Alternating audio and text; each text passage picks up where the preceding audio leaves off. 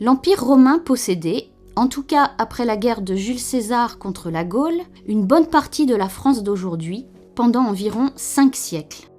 Dans le sud-ouest, la prospérité grâce à la production de vin, d'huile d'olive, a mené à des investissements importants pour construire de grands édifices. À cette époque, la population de la ville Némosus, aujourd'hui Nîmes, augmente jusqu'à atteindre 20 000 personnes, entraînant un grand besoin en eau potable. Une grande source se trouvait proche, à Uzès. La différence de niveau jusqu'à la ville n'était que de 17 mètres. Néanmoins, on devait transporter 30 à 40 millions de litres d'eau par jour. En plus, il fallait traverser la vallée du fleuve du Gard. Un défi technique qui a mené à la construction du plus grand aqueduc de tous les temps, 360 mètres de longueur, 50 mètres de hauteur. Moins de 1000 personnes l'ont construit en 5 ans.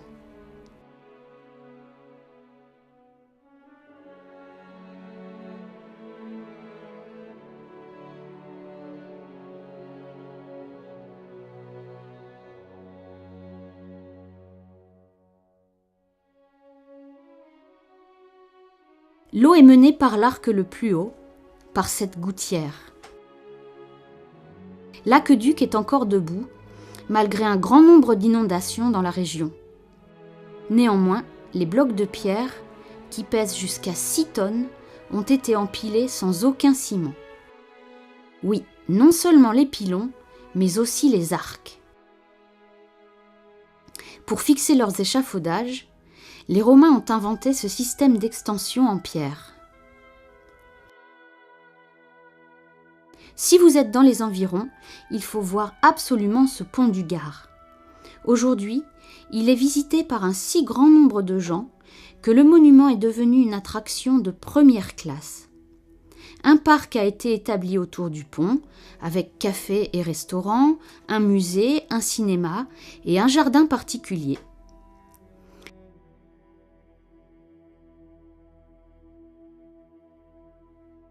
Il y a aussi les plaisirs de la plage, et on peut louer des kayaks.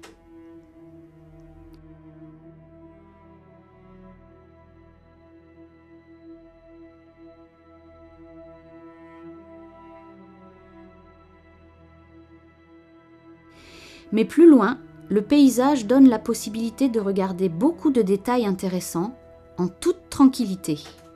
Comme ici, les ruines d'un des premiers arcs, encore ancrés dans la terre. On s'arrête aussi devant une grotte qui a servi d'abri pendant l'âge de pierre, plus précisément pendant l'âge du renne. On a fait beaucoup d'excavations intéressantes, surtout de pointes à dos courbe. Le jardin, dont on voit ici une maquette, est aussi curieux. Il y a des vestiges archéologiques de toutes sortes, témoignant de l'habitation romaine et de l'activité agricole dans la région. Ici aussi, les pierres sont empilées sans ciment.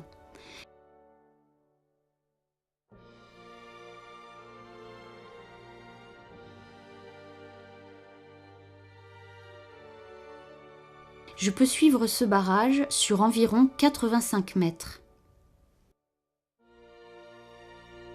Du blé était cultivé ici il y a longtemps. Les oliviers qu'on voyait partout dans la région en ce temps-là, et qu'on voit encore aujourd'hui, sont souvent très vieux. Les Romains connaissaient la technique du charbonnage pour produire le charbon de bois. Il y a encore beaucoup plus à voir. On peut passer ici une journée complète sans problème.